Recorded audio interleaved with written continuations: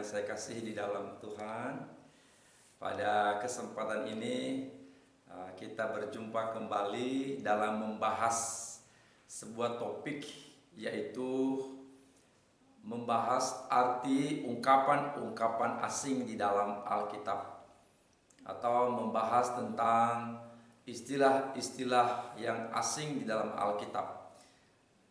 Kita harus mengetahui hal ini. Kenapa? Karena ini ada hubungannya dengan budaya Alkitab, yaitu budaya di mana orang-orang yang dipilih Tuhan untuk menulis Alkitab tidak terlepas dari kebudayaan mereka, khususnya kebudayaan Timur Tengah atau Palestina. Jadi ungkapan-ungkapan yang asing ini perlu kita ketahui karena ada hubungannya dengan kebudayaan orang-orang di mana Alkitab ini ditulis. Saudara-saudara, jangan lupa untuk memberikan subscribe, like, komentar, dan juga di-share kalau memang Bapak Ibu diberkati, supaya video-video saya berikutnya Bapak Ibu tidak ketinggalan. Jadi selalu bisa mengikutinya. Nah, kesempatan ini saya akan membahas kepada saudara-saudara atau kepada kita semua ungkapan asing, yaitu melukiskan engkau di telapak tanganku. Nah, ayatnya di Yesaya 49 ayat yang ke-16. Saya baca ya, Yesaya 49:16 berkata begini.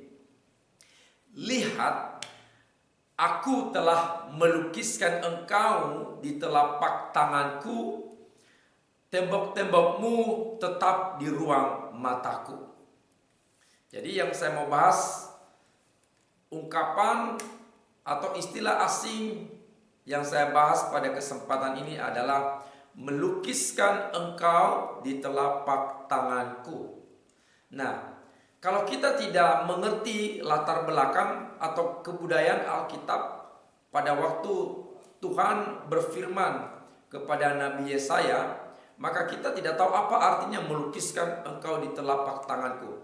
Emang Tuhan itu punya telapak tangan? Apa Tuhan itu punya pulpen atau pensil lalu dia menuliskan nama-nama kita satu persatu di telapak tangannya? Kan begitu.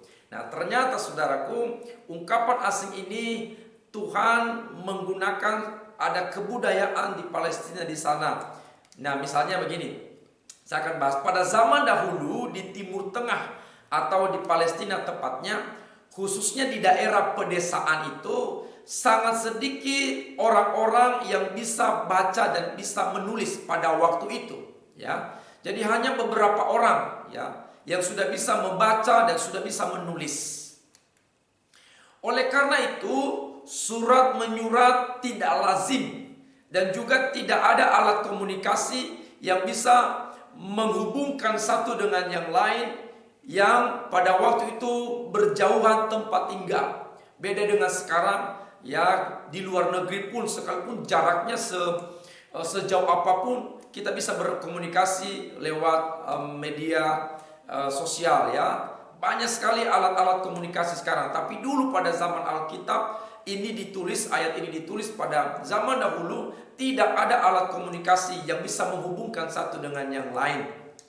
Nah, karena jarak yang berjauhan dan mungkin jarang atau lama tidak bertemu, maka satu-satunya cara untuk tidak saling melupakan antara satu dengan yang lain ialah dengan melukiskan nama orang yang kita cintai itu. Entah nama teman kita, nama sahabat kita, nama keluarga kita, pokoknya nama-nama orang yang spesial di hati kita, nama orang-orang yang istimewa di hati kita. Jadi supaya tidak lupa kepada mereka karena jarak yang begitu jauh dan jarang bertemu, maka nama orang-orang yang istimewa tadi, nama orang-orang yang spesial tadi, nama orang-orang yang kita cintai tadi, kita ukir atau lukis nama mereka di telapak tangan. Itulah yang dilakukan oleh orang-orang pada zaman itu. Itulah yang dilaksanakan oleh orang-orang pada zaman dahulu, pada zaman Palestina di sana. Jadi setiap orang itu melukiskan nama orang-orang di telapak tangannya supaya mereka tidak saling melupakan. Nah, kata melukiskan kalau kita melihat dari terjemahan aslinya dalam bahasa Ibrani, artinya kata melukiskan itu adalah memahat. Nah, yaitu menulis dengan benda keras dan tajam hingga masuk ke dalam kulit atau bahan lain yang mungkin sekarang seperti tato ya pada zaman sekarang. Jadi melukiskan itu tidak hanya bukan menggunakan pulpen atau menggunakan pensil, tetapi melukiskan pada waktu itu dipahat. Ada satu alat memahat, mengukir nama orang yang disayangi atau dicintai atau orang istimewa itu ke dalam telapak tangannya. Ya, atau sekarang bisa disebut ditato ya.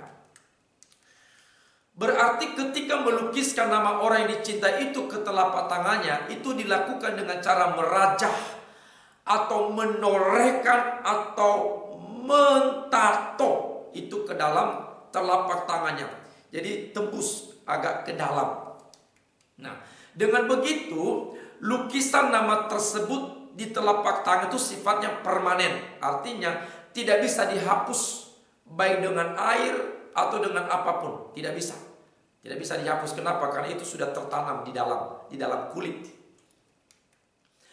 Karena lukisan nama itu tidak akan bisa dihapus, maka nama itu selalu dilihat dimanapun, kapanpun juga tidak akan pernah bisa dilupakan. Jadi dimanapun dia berada, kemanapun dia pergi, dia selalu melihat, memperhatikan nama orang-orang istimewa di hatinya. Kenapa? Karena nama-namanya terukir atau terlukis di telapak tangannya. Jadi tidak akan bisa dihapus. Nah, jadi saudara-saudara, ketika Tuhan berbicara kepada orang Israel, lihat, aku telah melukiskan, aku telah menorehkan, aku telah memahatkan, aku telah merajakan, aku telah mentato engkau di telapak tanganku, dan tembok-tembokku tetap berada di ruang mataku. Artinya apa? Artinya atau makna rohaninya bagi kita atau bagi bangsa Israel pada waktu itu yang pertama, bahwa orang Israel itu sangat berharga di mata Tuhan. Nah, itu makna rohani yang pertama. Jadi pada waktu Tuhan berkata, aku melukiskan engkau di telapak tanganku, itu artinya bahwa orang Israel atau kita pada zaman sekarang itu berharga di mata Tuhan. Salah satu lukisan ya, ada lukisan termahal di dunia ini saudaraku. Nah, saya mau katakan bahwa lukisan semahal apapun lukisan di dunia ini, itu dibandingkan dengan kita saudaraku, kita jauh lebih berharga. Kenapa? Karena Tuhan sendiri yang melukis kita ya. Tuhan sendiri yang melukis kita di telapak tangannya. Itu yang membuat kita berharga. Nah, jika Tuhan yang melukiskan kita, maka kita lebih sempurna, lebih indah, lebih berharga dari lukisan manapun dan lukisan siapapun di dunia ini. Jadi ingat saudara-saudaraku, bahwa saya dan saudara itu jauh berharga di mata Tuhan, karena Ia sendirilah yang melukiskan kita ya. Nah, kemudian kita berharga atau orang Israel berharga di mata Tuhan. Kenapa? Karena selain Tuhan yang melukis kita, Ia juga menuliskan kita bukan di atas kertas ya, bukan di atas kain, tetapi di telapak tangannya sendiri. Itulah alasan mengapa orang Israel, mengapa kita itu sangat berharga di mata Tuhan. Selain Tuhan yang melukis kita, Ia pun melukis kita bukan di atas kertas, di atas kain, tetapi langsung di telapak tangannya. Luar biasa. Jadi hargai diri saudara, karena Anda begitu berharga di mata Tuhan. Nah, makna yang kedua yaitu Tuhan tidak melupakan umat Israel, atau Tuhan tidak melupakan umat-umatnya, yaitu saya dan saudara. Ketika Tuhan berkata, aku melukiskan engkau di telapak tanganku, artinya Tuhan tidak pernah melupakan umatnya. Tuhan tidak pernah melupakan anak-anaknya. Tuhan tidak pernah melupakan orang-orang yang Ia tebus. sama dengan orang-orang Israel atau orang-orang Palestina pada waktu itu. Ketika mereka berpergian jauh atau tidak lagi bisa jalan ketemu dengan sahabat-sahabatnya, teman-temannya, maka mereka melukiskan nama-nama orang itu di telapak tangannya dengan tujuan supaya mereka tetap mengingat kepada mereka. Sama. Jadi ketika Tuhan berkata, aku melukiskan kau di telapak tanganku, artinya Tuhan tidak pernah melupakan umat-umatnya. Tuhan tidak pernah melupakan anak-anaknya. Tuhan tidak pernah melupakan orang-orang yang dia sayangi, orang-orang yang dia kasihi, orang-orang yang istimewa di hatinya. Siapa? Saya dan saudara. Jadi kita semua ini, Anda, saya, kita semua itu dilukiskan oleh Tuhan di telapak tangannya. Artinya ia tidak pernah melupakan kita. Ya, orang lain bisa melupakan kita, sahabat kita bisa melupakan kita, orang tua bisa melupakan, anak-anak bisa melupakan orang tuanya, sahabat kita, teman kita, siapa saja bisa melupakan kita. Tetapi ingat, Tuhan tidak pernah melupakan kita, karena nama kita ada di telapak tangannya. Luar biasa. Nah, jadi makna kedua ini ya, itu makanya Tuhan berkata begini di Yesaya pasal 49 ayat 15. Dapatkah seorang perempuan melupakan bayinya sehingga ia tidak menyayangi anak kandungnya?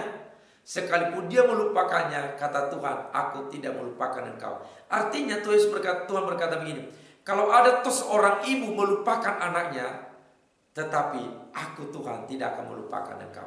Banyak kan hari-hari ini banyak orang kan pura-pura lupa atau memang lupa sama sekali sama temannya, ya kan, lupa kebaikan orang, ya kan, lupa kepada temannya setelah dia sukses lupa, ya. Tetapi dengar baik, Tuhan tidak pernah melupakan kita. Ya, yang terakhir, makna yang terakhir, Tuhan melukiskan kita atau umatnya di telapak tangannya.